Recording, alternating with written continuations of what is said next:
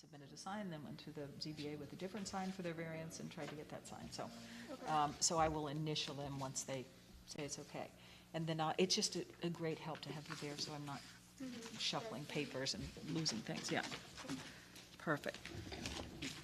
Have you seen the new bakeries open? Yes, and somebody, I went in there. It's is it good? Yeah. And does it have good coffee? Yep. Where is that? I ate like 6 things. You know where Amori's Pizza is? It used to be the health food store. Oh, yeah, yeah, yeah. The one that we It's just, very We good. just yeah. passed on him. yeah, He said, he said his pastries in the morning all sell out.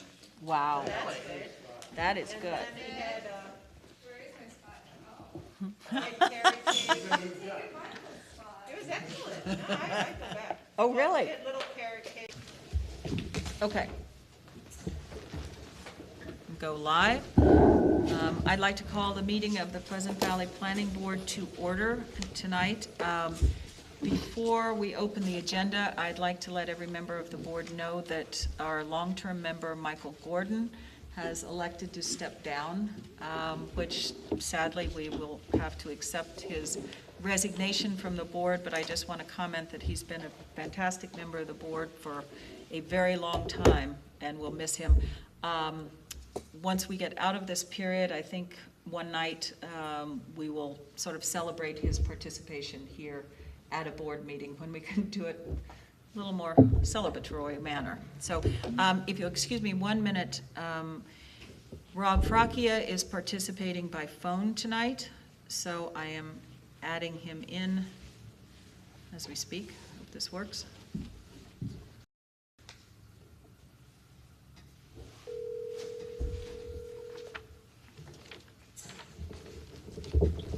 Good evening. Hello, Rob. You are on by phone. We've opened the meeting, and so now you've joined us. And Okay. hopefully you can watch on YouTube. You're all set? Thank you, Frank. So we are on YouTube. So the first item on the agenda tonight is a sign permit for Rebuilding Together. Is the applicant Becca, present? I was wondering if we could just take like a minute to introduce. Oh, I'm sorry. Absolutely, yes. Would you like to introduce, since she's from your Yes. office? I'd like to introduce Megan Stone from our office. Megan, raise your hand. Say hi to everybody. So we've had several meetings over the past 2 weeks or so.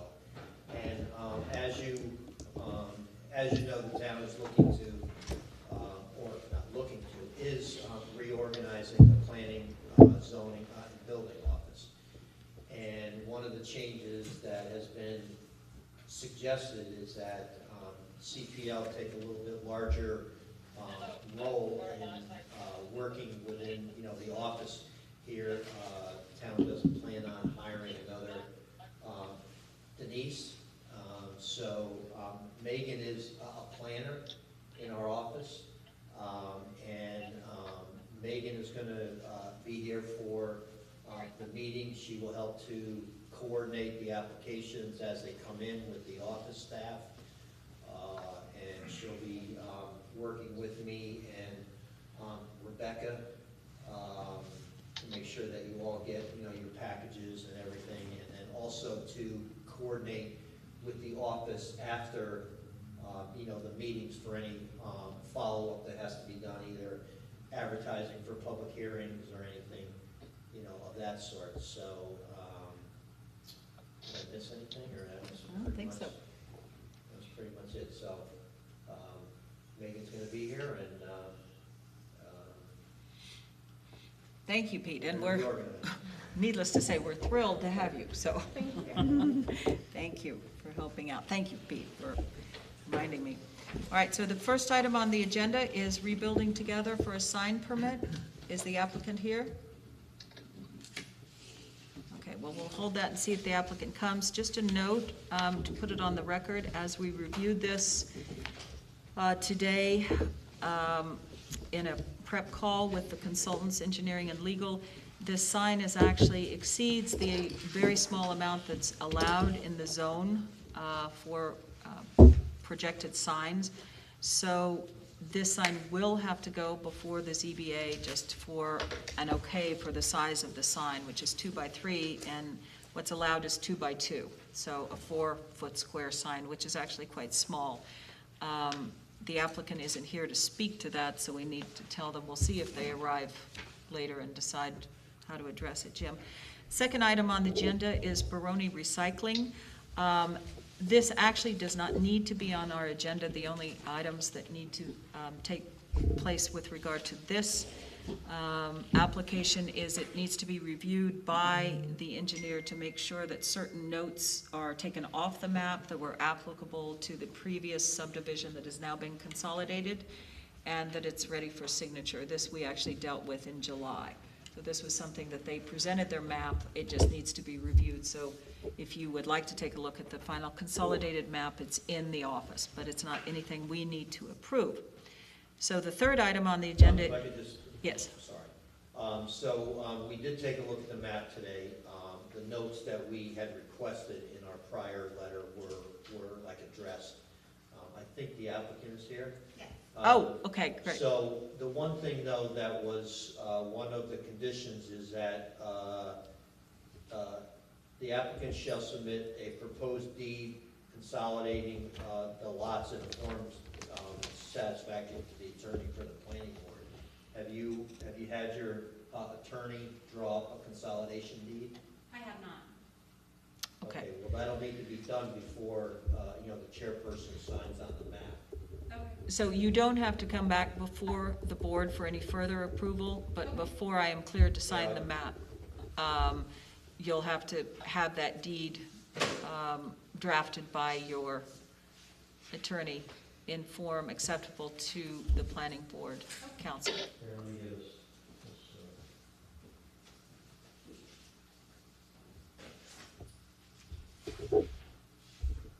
So this is what we.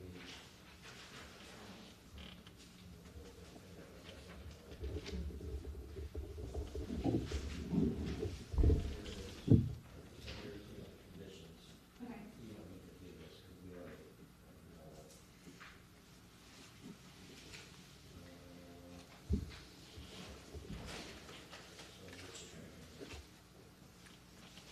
Okay. Perfect. Thank you. And then, well, you can just submit that to the planning board office, and then we can get that to Jim. Yes, yeah, we can, yes, Jim? There was also mention in the resolution of making sure that the town assessor had all the documents that were going to be submitted to the county. The county tends to track and follow, the town tracks and follows what the county does. And then the final condition in the resolution was to have a highway work permit, basically a driveway permit from the county. Okay. So those were the only things that I know of. Yeah, I don't know if we put the driveway permit in. Was that in your notes? It's in this copy of the resolution that I have, but the copy I have does not have signatures on it, so it perhaps was deleted. Okay. I think we did because I'm pretty sure that we said that, I'm sorry, I don't mean to be getting in the back here, but I think we said that, because they are consolidating into one lot, which it previously was like before, that, the county, I don't want to say pretty much has to give them like a driveway permit for one One lot. But it is one, lot. So they will be granted a highway work permit for a driveway somewhere whenever Right. they want to build a house. Okay. So I'm pretty sure that that's why we took it out. Okay. So, okay? Great. All right. Great, thank you. Thank you. Thank you. I appreciate you squeezing me in tonight. Thank you. Take care. Okay, the next item on the agenda is Glenmore Farms and Kirchhoff lot line adjustment. And if you can just come speak into that microphone. Yes, that way you'll be recorded, and just state your name for the record, please. Thank you.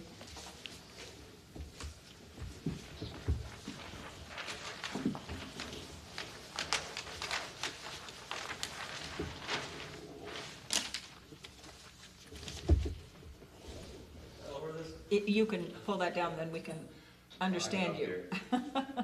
Kirk Court of a land surveyor, doing a lot line change between Glenmore Farms, Andrea Kirchhoff, and Patrick O'Leary. The property spans both town of Clinton and Pleasant Valley.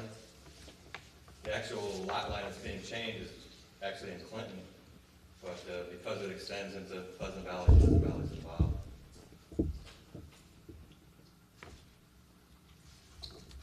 Pete, do you want to, or go ahead and Uh, just say what's, What they're doing is Glenmore Farms owns about 30 acres, and it's being split. Half of it, or not half, 16 acres is going to Andrea Kirchhoff, and the remaining 19 acres, because it would be landlocked, is going to be attached to Patrick O'Leary's property. Patrick O'Leary is the principal owner of Glenmore Farms, so it's Right. kind of one and the same. okay? Yeah, I mean, this is pretty simple. We just had a couple, small, comments. Kirk, I don't know, I don't think there's any structures that are close to the property line, but, Not in Pleasant Valley. There's nothing close that I know of, but the Kirchhoff compound, I guess, is up in the, right, way up in the town of Clinton.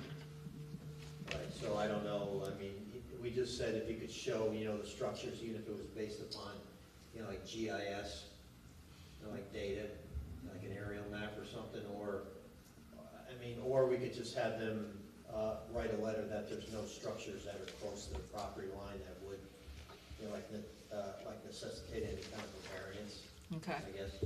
Well, there is none in Pleasant Valley. I mean, you can see it on the map. Yeah. There's nothing there. All right. So that was that, and then, let's see what else. Just if we could just add what the minimum acreage is allowed in the RA zoning district, and have like a table to show the existing and proposed conditions for the front, rear, and side yard setbacks, and then you'll have to go to the town of Clinton for their approval too. Well, the thing is, if I show that schedule for Pleasant Valley, I'm gonna have to do the same thing for Clinton. Clinton's already given me an approval, so. Oh, you did? You already Yeah. went to Clinton? Yeah. Oh, I didn't know that. I assume they forward the letter out to you. Right. I think we can probably waive the schedule just because there's nothing Yeah, that's fine. on I don't the, have a problem with that. All right, so we'll need like a letter from the town. I don't, we've been a little discombobulated in the office. Oh, sure. So we're working on getting things organized, so, it could've come in and just slipped through the cracks, so. I have an hour. I could send you a PDF or whatever. that's great, because I can, with that, if you, I don't know if we have a signature block and everything else that's necessary. Yeah, I'm missing the one from town of Clinton. I can put that on. It's easy. Okay. I think that in the you can send the letter to us in the meantime, and Pete can get his sign off. So we can move that forward. Are there any comments from the board on this? It's obviously a very straightforward lot line adjustment. No. Okay, thank you. So we prepared a negative deck, part 2 EAF negative deck, and then additional approval. In the future, we're going to be terming these lot line realignments as a type 2 action, but we're not going to change it for tonight's meeting. Just looking at the conditions of approval to see if. All right, so we had here, well, we can leave it. We had obtained Town of Clinton Planning Board approval, but once we get the letter, we'll just, so we'll leave it on. So I guess if there's nothing that will change in the resolution. Okay. Maybe I'll just cross out planning board and just say approval letter. Is that all right? Yes, approval letter, yeah. Okay. And then, waive, the tables, then I'm not sure there's anything left in our letter. Okay. Yeah, so we can cross out Three. number 3. Okay. And the signature block you'll put on Yeah. to the map submitted for signature, okay? For the Clinton signature block. They don't have one on their website, so I can copy yours and just change it. Just change it, that's fine. It's fine with us if they sign it, so that's great. Jim, any comments? No, I assume where you're heading is towards a neg deck? I and, think so. I don't and see, if there are no comments from the board, there's no change in the property whatsoever. It's just a moving of the lines. So, so hearing no comments from the board, then I'll make a motion for a negative declaration as an unlisted action. I move that the planning board determine as set forth in the attached declaration dated October 13th, 2020, prepared by the board's engineer, that the Glenmore Farms, Inc., Andrea Kirchhoff, and Patrick O'Leary lot line adjustment is an unlisted action under seeker, that it will not have a significant effect on the environment for the following reasons, and that no environmental impact statement will be required. Do I have a second? Second. Second from Trish. All in favor? Aye. Thank you, Rob. Then, moving from the neg deck to a final approval for the lot line adjustment, I'd just like to note that included in this is a notice that it's a lot line adjustment, and that it will be treated without Public hearing. any public hearing, that will be waived, and that the seeker determination is negative. So I will make a motion that the planning board approve the lot line changes between Glenmore Farms and Andrea Kirchhoff and Patrick O'Leary, that the EAF has been submitted. The planning board has acted as lead agency. They have considered any potential environmental impacts and found that there were none from this action. And therefore, be it resolved that the town of Pleasant Valley approve this lot line adjustment, and noting that the following reasons are in support of this determination. There's no physical change. It's only dissolution of 2 parcels totaling 36 acres to be split between the adjoining owners. The conditions of this approval shall be the payment of all fees and the obtaining DC/DOH permission to file, address any comments in the CPL letter, which we've already gone through, and the only one remaining is to obtain the Town of Clinton approval letter. Do I have a second? Second. Second from Joy. All in favor? Aye. Great. Thank you. Thank you very much. Thank you.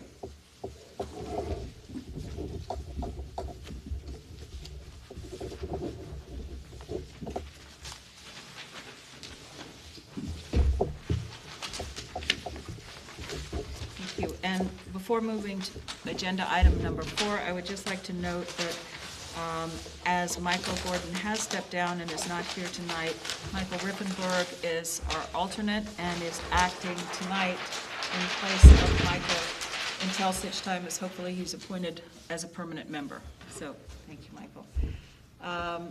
The next item on the agenda, number 4, is a lot line adjustment between Brian Buchner and Lynn Slezak.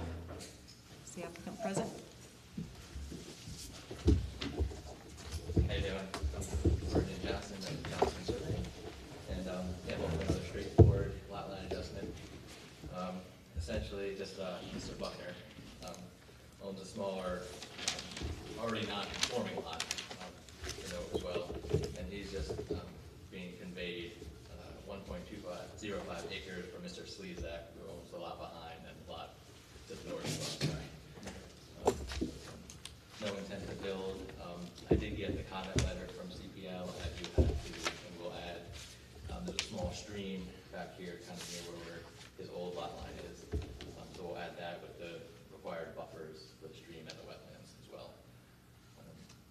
So that's pretty much it. Pete, any comments on? No, just pretty much what Brendan had said, that there is a stream that runs through the property. There's also some DEC wetlands, there. So if he could just show, the limits based upon GIS, and include, the buffers. I think the stream buffer is 100 feet, but we should double check that, Megan. Just, it says here 25-foot buffer from the stream. I think we always have 100, if I'm not mistaken, from the stream. You have to, But we'll double check that. okay. We'll double check that. And then if you could just put like a note that just like says that any activities within, the buffer area would require a permit if somebody's gonna do something within, the buffer, that there'll be a permit for both the town of Pleasant Valley Planning Board and also the, DEC. Just, warn people. So pretty much like the last one, we did a Part 2 EAF, negative deck, and conditional subdivision approval. Any comments from the board? Nope. Thank you, Rob. All right, so I will first make a motion that the planning board determine as set forth in the attached declaration dated October 13th, 2020, prepared by the board's engineer, that the Brian Buckner and Lynn Slezak lot line adjustment is an unlisted action under seeker, that it will not have a significant effect on the environment for the following reasons, and that no environmental impact statement will be required. And the noted reason is this is only the transfer of 1.205 acres to an adjoining property, and there is no physical change to the property. Do I have a second? Second. Second from Trish, all in favor? Aye. Great, thank you.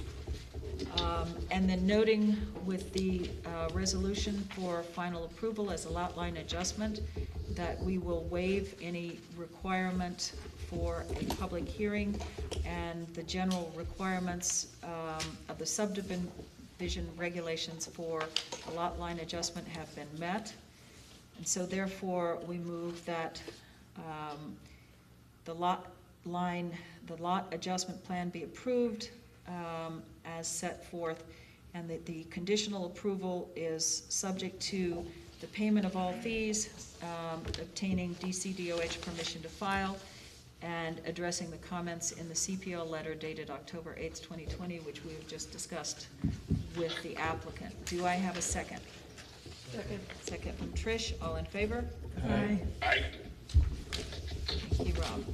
Thank you. And so when the map is, those additions are put on, you just have them let me know.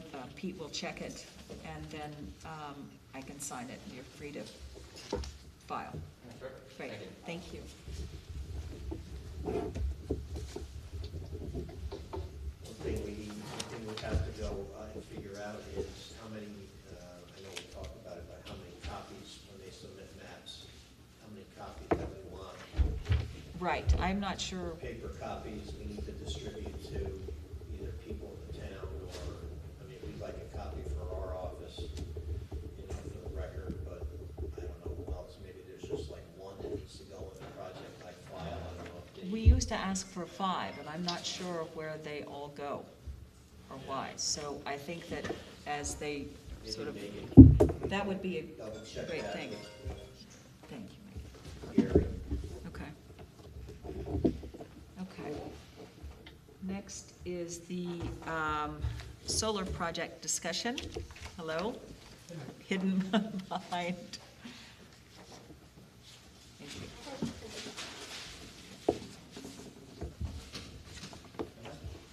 Yes. Good evening, everyone. First of all, I'm so glad to make a presentation in person. I thought we'd be stuck with Zoom meetings forever. So this is certainly a good thing. To proceed with this presentation, I'm going to first give you a quick intro about us, who we are, then open up a little bit about the project and what we have in mind and why it makes sense, and obviously feel free to interrupt me with questions. So my name is Maziar Deleli. I'm one of the founders of IPP Solar. We are a solar company based in New York City. We started the company with my partners in 2008.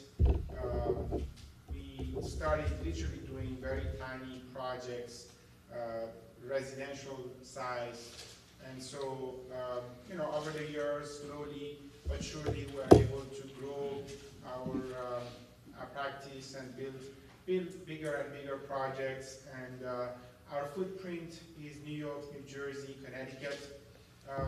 So we are unlike many of our peers that you may have come across. We are not a multi-billion-dollar company or an Xpera or another, utility. We are 100% entrepreneurial and 100% employee-owned. So we do everything in-house, anywhere from financing to installation. And so part of our success has been from developing relationship with wherever we do the projects with the local community, so that it becomes a success, a win-win, so that we can all benefit in the long run. Now, the project is, first of all, we don't do residential. All we do is commercial and industrial projects. And this is obviously what we call in the CNI segment. The project actually has a sister project in Orange County that is the same sort of size. We got the permit to build from the planning board. We are waiting to get started on the construction, but from planning board in the spring. And so that parcel is about 90 acres. And so these two projects are very similar from many points of view. The objective here is to take an industrial piece of land, and this one happens to have, I think, pockets of contamination as well. So I think this makes it a good project to use this kind of property. And so we're building, putting enough.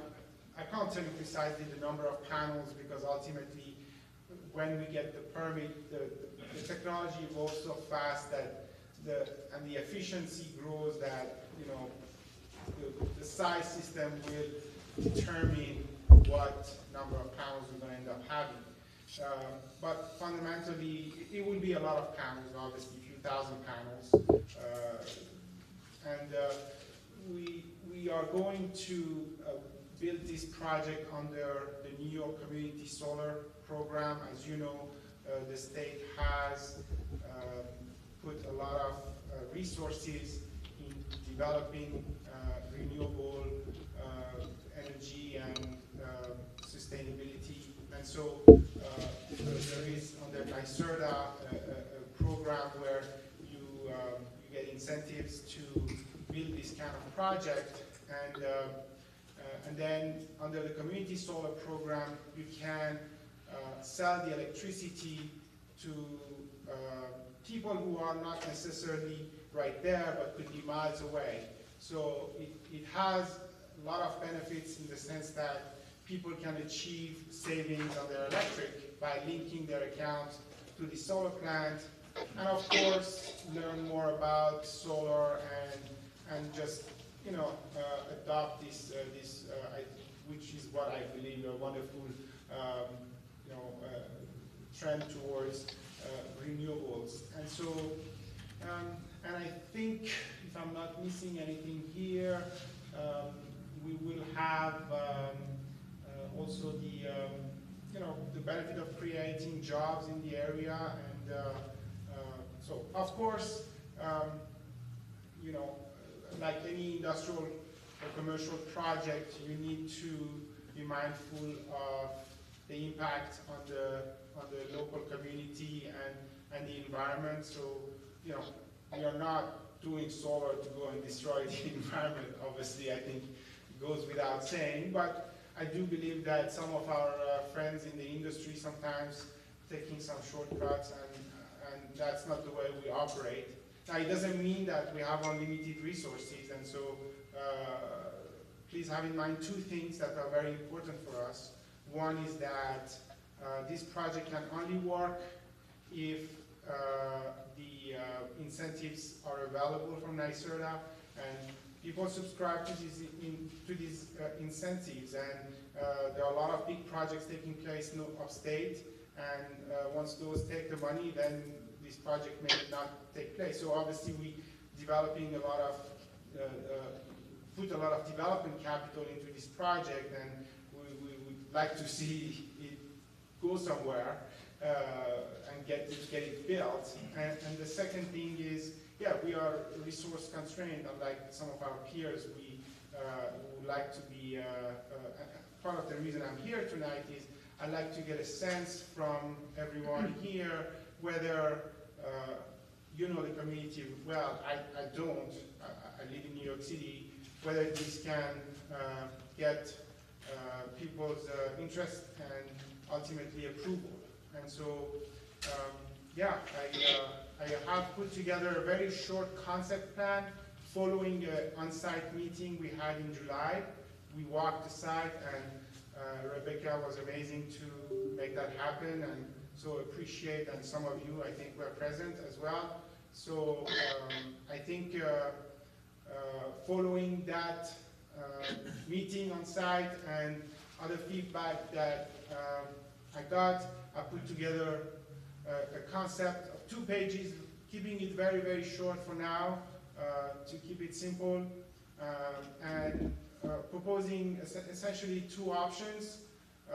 One option is just like I had indicated in the first meeting. We would install the racking system and the solar panels, of course, away from the road. We will not touch the trees. We will maintain the trees to maintain the screening, and then we will progress towards the south, maintaining a setback relative to the creek, and of course, will not touch the trees on the western boundary of the property, so that the neighbors cannot be upset. So that was kind of the original concept, and some people have expressed concerns that, well, this could look like this other plant that is a few miles away, where people can see from the road the racking system, and it is kind of elevated and it's not really good looking.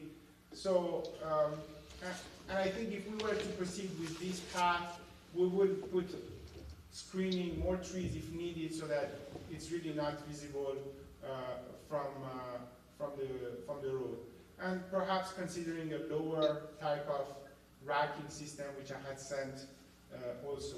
Another option, which I thought could be also interesting, is based on the feedback from the fire chief. I believe he said that there is chronic shortages of water in the area, and so we could build a water retention basin somewhere on the property, and that way the first responders can fill their trucks in the summer, and so we would use the earth that we would get from the excavation to put a berm along the road, 4 to 6 feet, something that is reasonable, and we could plant trees on the top of it as well, so that no one could see anything from the road, if that's really a concern as well. So I think I covered pretty much everything that I had put in the materials that I sent you, but I would love to get your feedback, and if you have questions or comments, please. Do you fence the whole thing in, or? Yes, there will be fencing, one for safety of others, because you don't want to have people just get shocked by just wandering around. and two, obviously to protect the material. Now, we have fencing options that could be attractive and that would be, not very visible if that's a concern. I have a question. Does the, I've never really seen solar panels up close physically, and I was wondering with the amount, is there any kind of like buzzing or any kind of noise that they make? Absolutely not. Okay. The only thing that has buzzing is transformers, okay? So I'm not gonna, sugarcoat it. We will have transformers, one, maybe more, but we could put them along the road where I think you have traffic, so that, but again, it's not complicated to, to do a noise analysis, and if that is a concern, and have it at a certain location, I don't think that would be really a huge deal.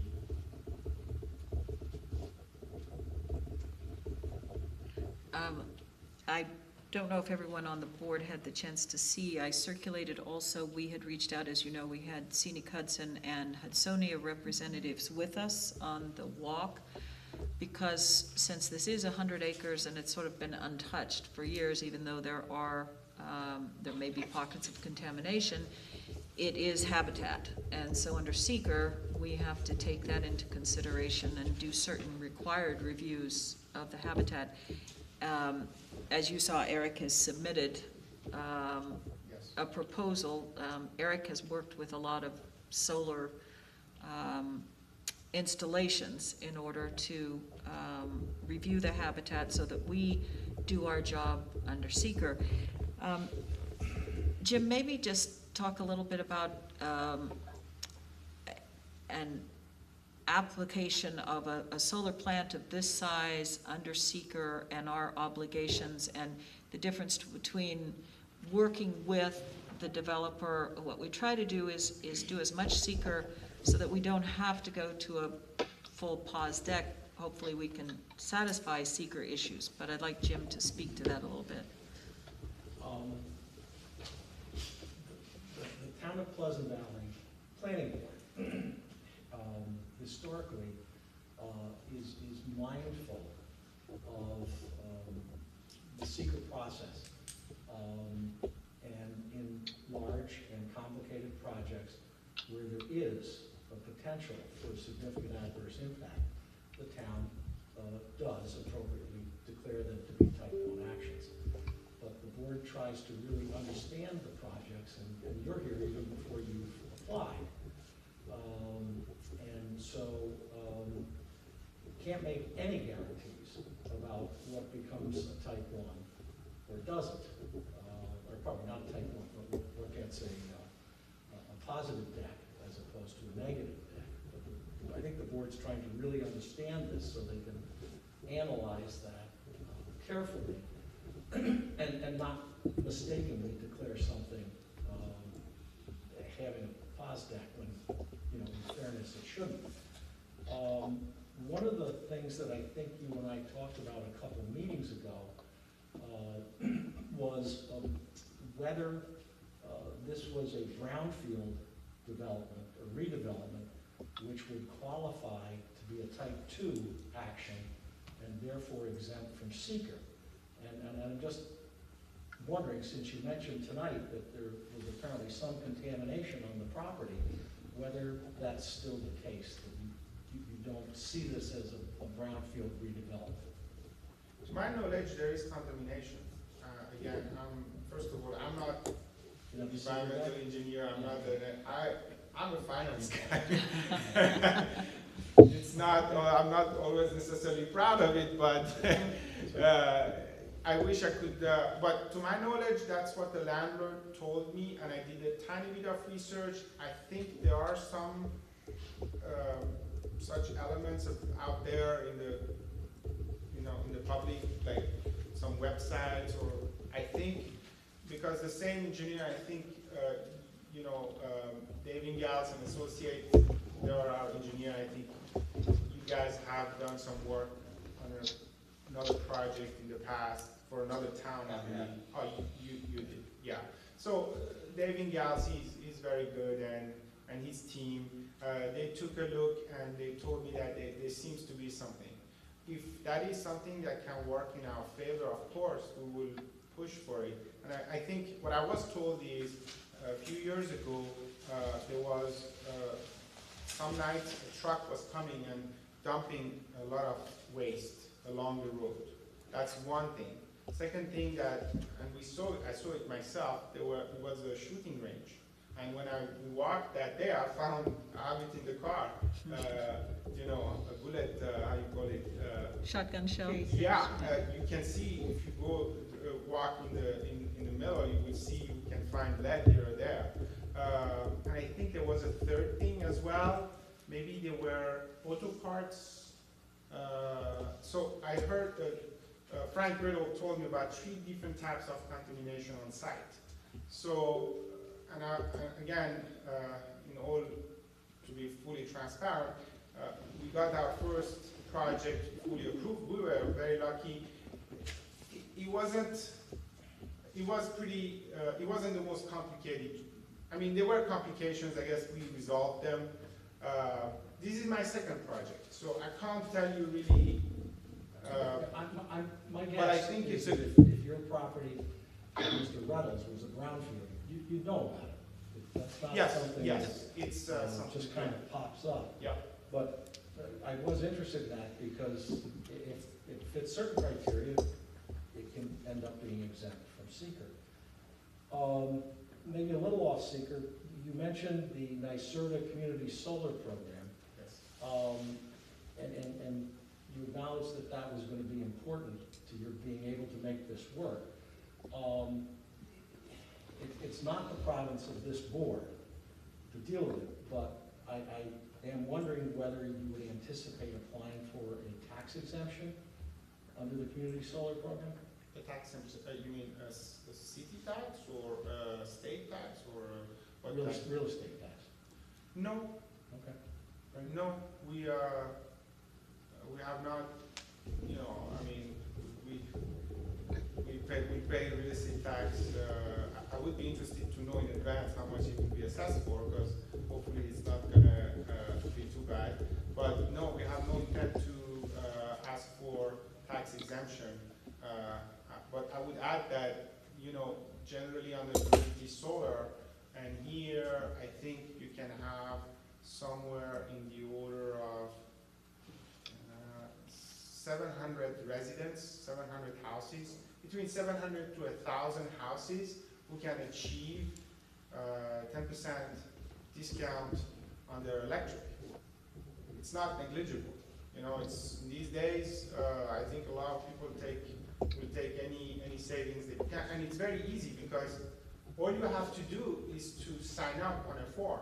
There is no cost. There is no sign-up fee.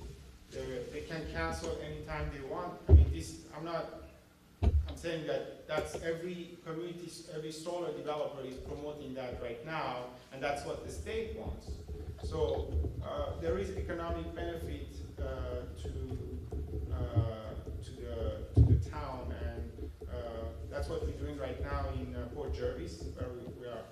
What we have seen actually, interestingly, is that I think a lot of government employees, school teachers, and people who work in those kinds of organizations are most interested, somehow seem to be very interested in community solar. So I think it would be beneficial to the town in many ways. Well, I think maybe where the chair might have been going, or asking if you and I could discuss, the idea of predetermining where an application will go for seeker or approval purposes is difficult, and it's really, the board can't do it. Of course. And so at some point in time, it will be necessary for you, to file a formal application, which I don't think has happened yet, has it? No, and actually, okay, for me this meeting is very important because and so far, I haven't seen really any major objection. Everyone sort of, I mean, a lot of people have been silent, maybe trying to learn more about it. But if you tell me, look, we kind of like it, but you obviously have to go through the process, no one is really viciously opposed to it, then we will start the process, and we will, I will start, I will have to spend money, hire the engineer, we'll do a site survey, a topo map, we'll put together the drawings. I think I had sent you my drawings a few months ago, Rebecca, and so we'll do the same thing. David Ingels will, and his team, they will put together those drawings, plus the environmental assessment form, and they will do all the work to be potentially come before you guys next month. Right. Because, like I said, my concern is we had our call with Central Hudson last week. Central Hudson, I don't think they have seen a project like this, so they just took a long time. Not going to bore you with the details, but so we seem to be good with capacity available on the circuit. So that's why that important gating item is resolved. We can now proceed with the permit from the planning board, so we can file a full application. But again, my concern is that we have to maintain some speed, because otherwise, if the NYSERDA money goes, then we are left with no project. That would be really a bummer. Well, I mean, it would seem to me that, the ball is really in your court, because, as you said, you'll need to spend some money, Sure, to make some money. of course. So, until you, decide to make that leap and get the process moving, we can't really, we can go look at, your concepts that you submit, but, what I was gonna say is that, I think because of the wildlife habitat there, and the potential for, the corridors that we talked about, and wildlife corridors, you and your team are kind of coming up with what your concepts are, not having the benefit of an environmental review of the site to see what, would fit there.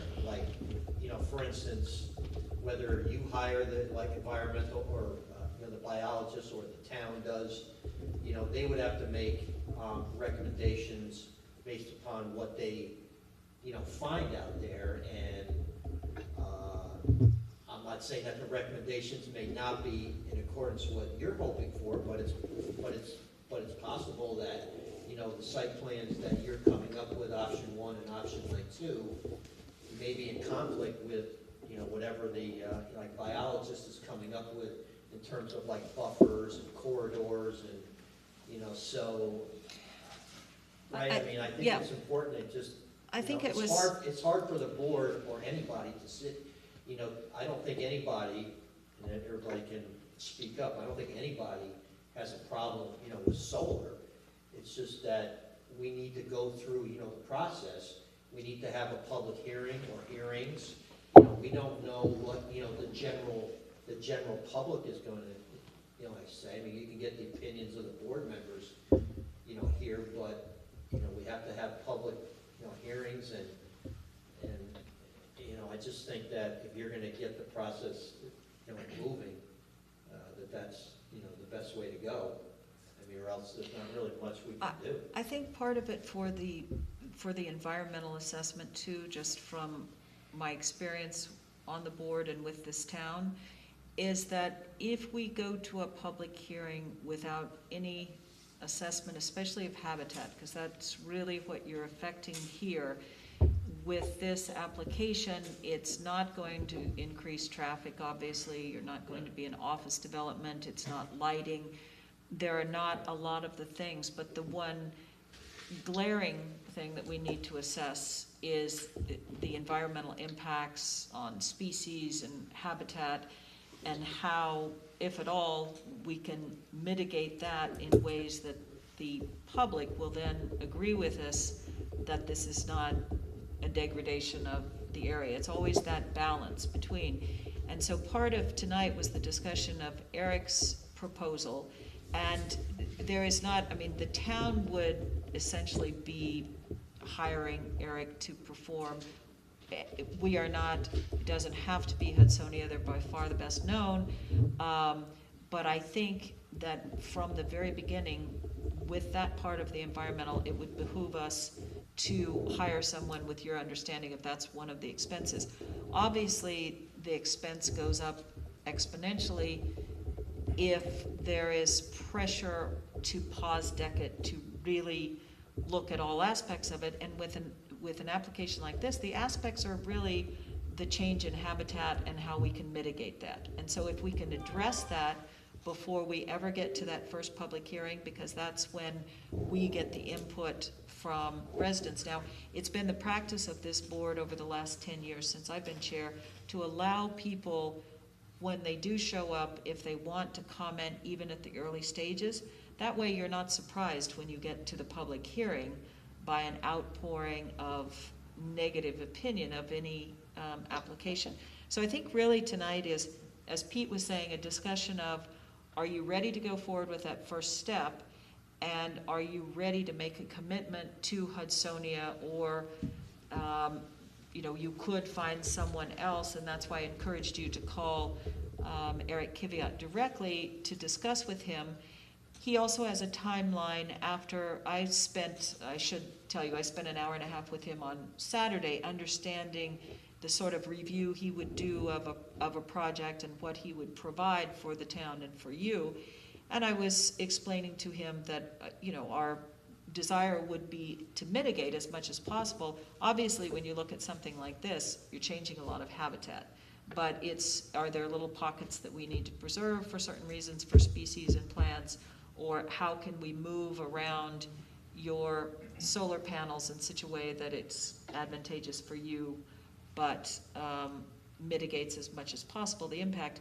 So I think we're really at the stage where you have the one proposal and everyone saw it. I mean, it's not inexpensive. It pales in comparison to a full-blown scoping session, but that would be sort of an initial review, and we would leave you free to deal with Eric Kiviat as far as timing and things like that, because it's your project that you're trying to move forward.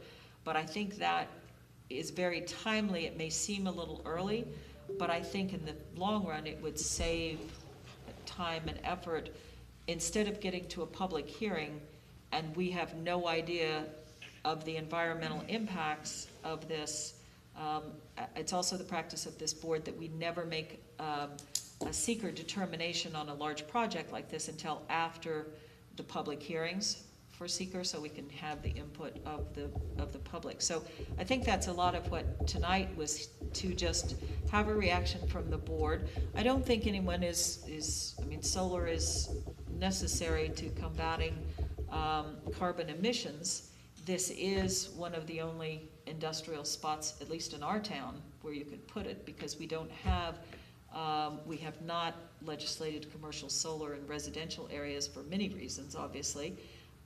You're doing a good job already, understanding, as we did with the site walk, not wanting to change the sort of streetscape that appears there along Route 44, trying to be aware, and on Mill Lane of not looking to have a commercial establishment that shows, since it is, in essence, it's a power plant. Even though it's a green power plant, it's still a power plant. So I think it's really an assessment for you to look at least Eric Kiviat has given us sort of a baseline of cost for an environmental review that we could incorporate into our discussion. And then from there, it's up to you to decide you're ready to do the baseline EAF and things like that. And I understand wanting to come before this board now after the site visit of the summer, and now at this stage and see, and I don't think I sense any real opposition on this board to a solar installation. It's just doing it with as much sensitivity as possible. First of all, to your point, I am ready to move to the next level. I guess, I'm trying to develop the right strategy here before doing that. And when I say strategy, does it make sense for me to hire Eric right now, or should I wait? It seems like it makes more sense to go about that very quickly. But let me ask you a question first. Is the impact on the wildlife, would you say is really the only thing that could be an obstacle for this project to be approved, or is there anything else? Look, I mean, typically what happens when you start a project and your consultants would fill out an environmental assessment form. When you fill out the form, it automatically pops up in the DEC, database, things to be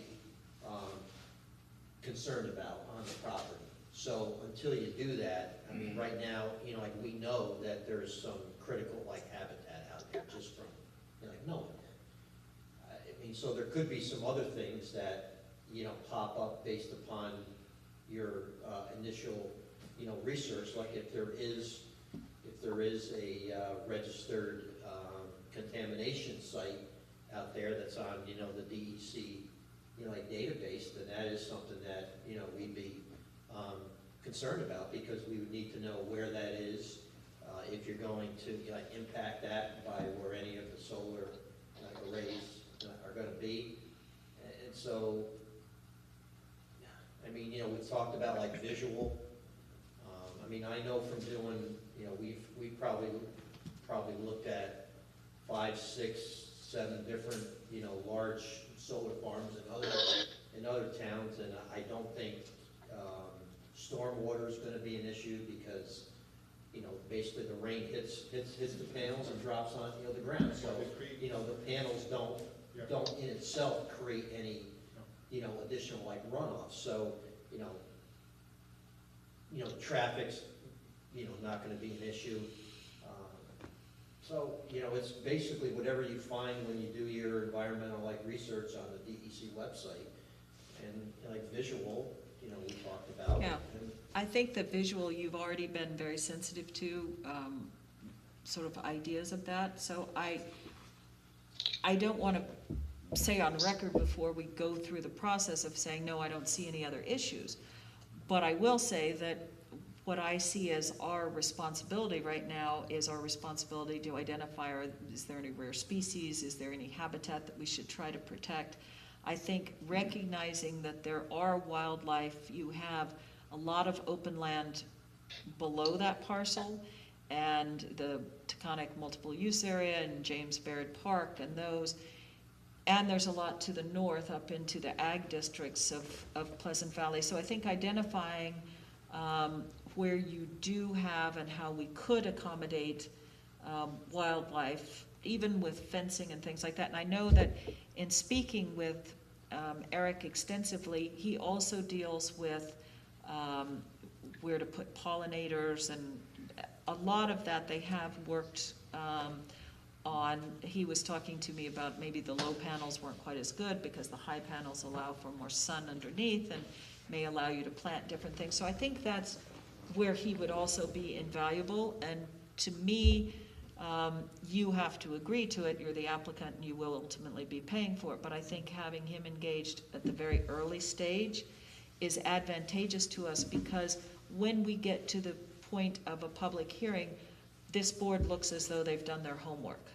And that is one of the big items of homework. I don't want to go to a public hearing and then have people say, well, you haven't done any environmental assessment as to wildlife or rare species or any of that. So I think that's one of the most important things. I know also it does take a while to do those studies. So if you're going to engage and you're pursuing the project, starting it earlier is better. I know in his letter he had adapted some things and added more things that he could do after I spoke to him, that he could do in the fall.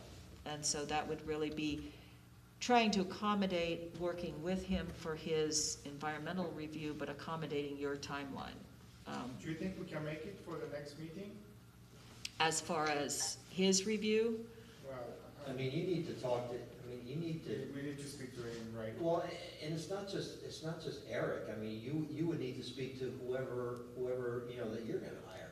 I mean, to make the next, like, meeting, there's quite a bit of work No, I understand. that has to be done. I think mean, that it's like the- your consultants too, you know, your engineer, Understood.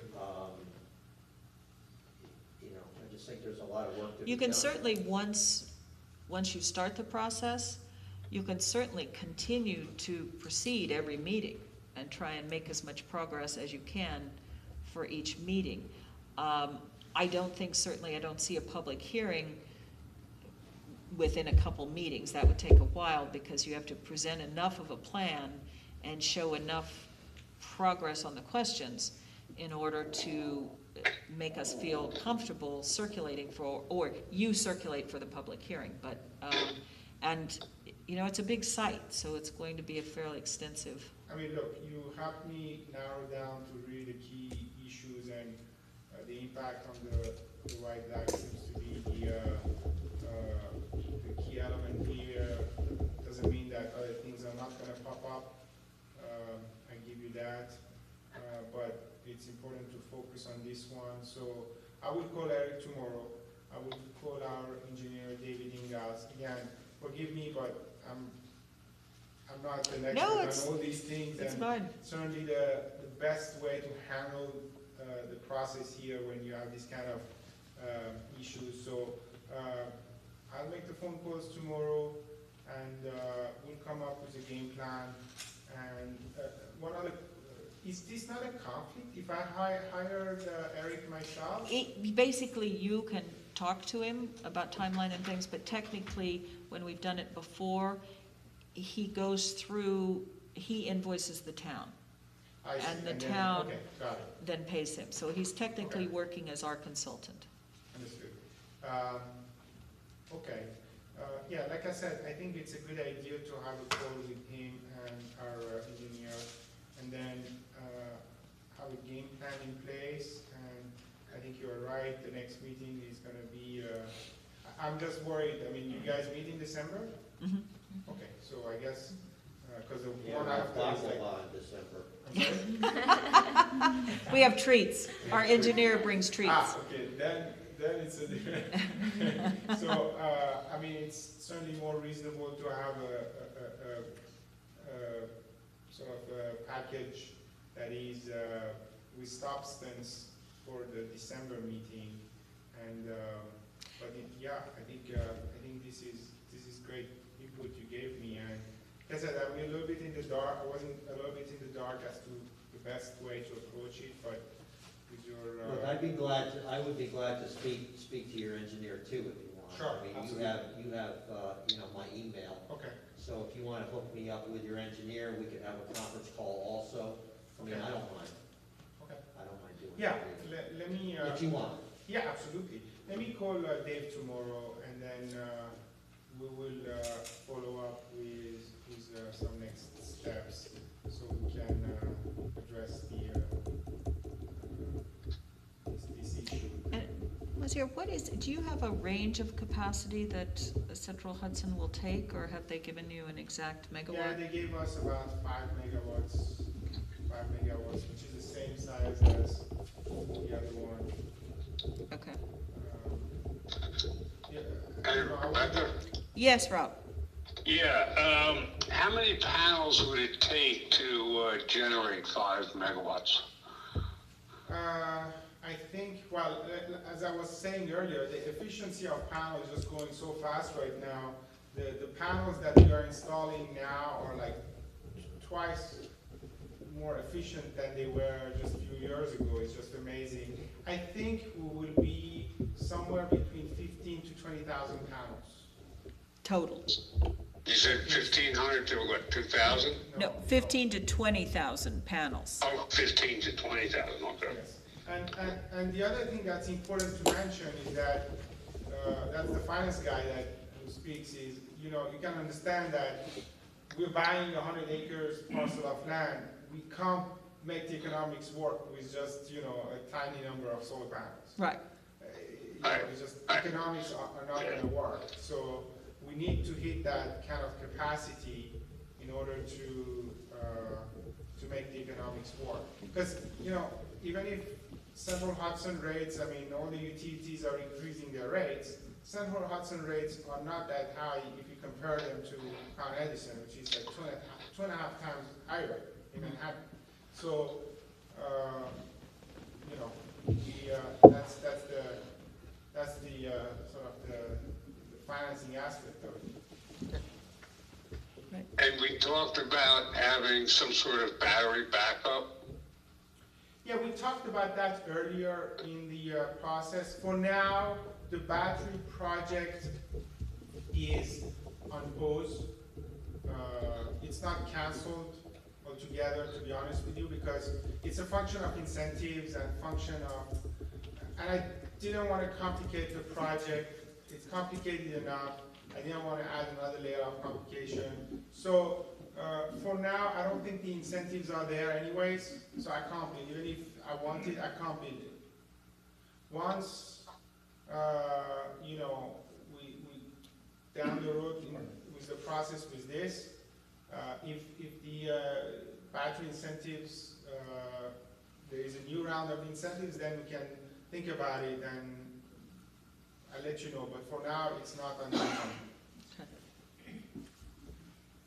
Yeah, the batteries are still very expensive, although the cost is rapidly coming down, but it's still expensive, and you still need the incentives for the numbers to work. Solar has actually done amazingly well in the sense that in many parts of the country, you don't need incentives to do solar. In Long Island, there is no incentive for solar because the rates are so high. It's like 20 cents. But around here, the rates are not that high for solar alone without incentive to work. Okay. Great. Any further questions or thoughts? Rob? No? Okay. All right, well, I think if, a discussion with Eric and then sort of Yes. pointing toward that and dealing with Pete and then, Yeah, I'd be glad to have a discussion with his engineer, that's fine. okay. And you. No, of course. Together. Can I get your card again? You know, I was just looking for a card, and for some reason, I don't have one in my wallet. So, let me just go. I think I do have your email, but. I'll write it down here. And I do know, Maziar, that Eric would do a contract. The contract would actually be with the town, but of course, we would want you to understand because as the applicant, you're paying for it. So that would be something that you would be looped in on. Sure. No, I do understand that angle, and thank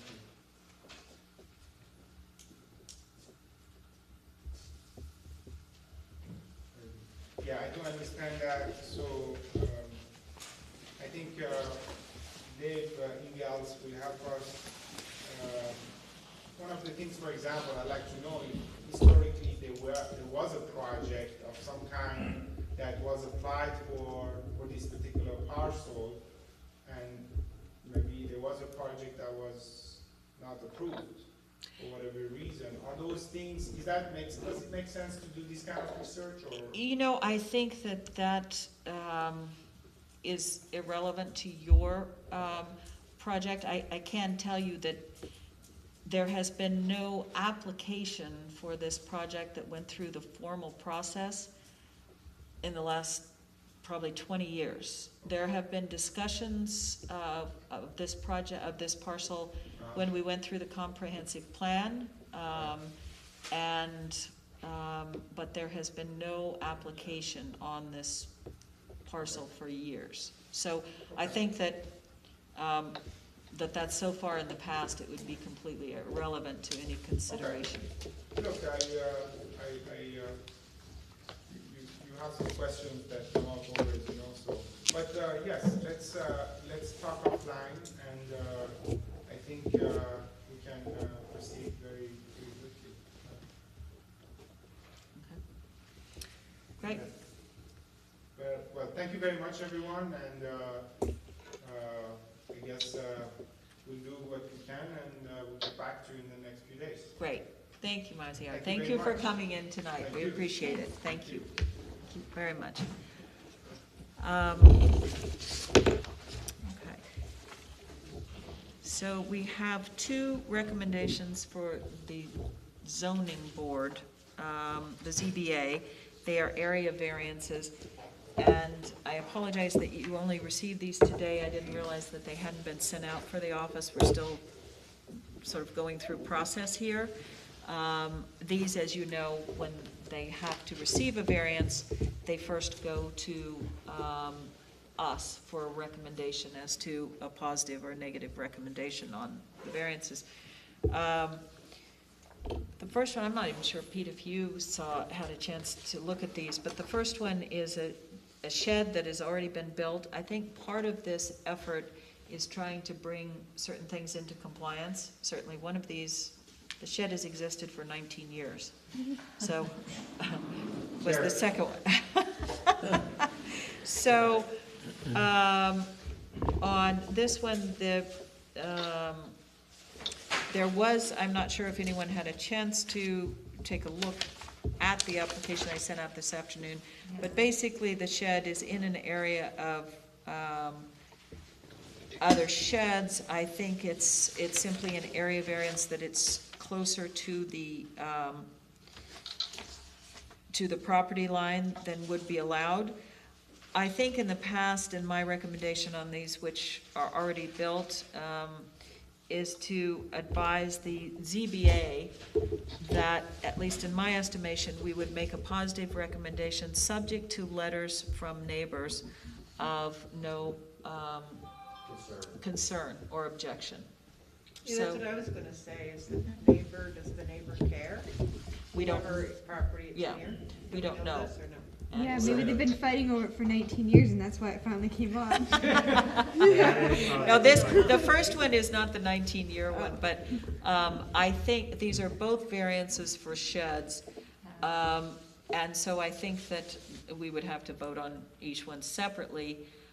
But I think that saying, and we can advise the office that in the future, when someone comes in for a variance, that one part of their application should be letters from neighbors. Because otherwise, the ZBA should hold a public hearing. As you know, when we were dealing with an approval for solar panels, which wasn't a variance, it was under our approvals. But in order to avoid the expenses and concerns of a public hearing, we requested letters from neighbors saying that they had no objection, which we received and we approved that. So I think in this case, as I said, I think they're trying to bring sheds and people into compliance. But I think just to pass along to the ZBA that we would make a positive recommendation if the ZBA receives letters from immediate neighbors affected by the shed, that they have no objection to the placement of the shed. Is everyone- Agreed. Okay, thank you, Rob. All right, so I will make that motion for the, can't even quite read the name, Charles Ayler, application for 20 Dupay Road. Do I have a second? Second. Second from Rob. I'll give you that one, Rob, on the phone. All in favor? Great. So that's a positive recommendation requiring those letters. And the same thing, it's the Lawrence Muir application that said that the shed had been in place for 19 years.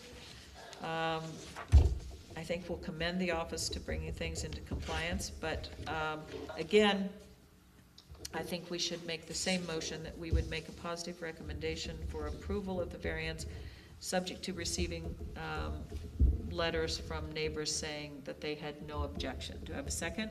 Second. Second from Trish. All in favor? Aye. Okay, great.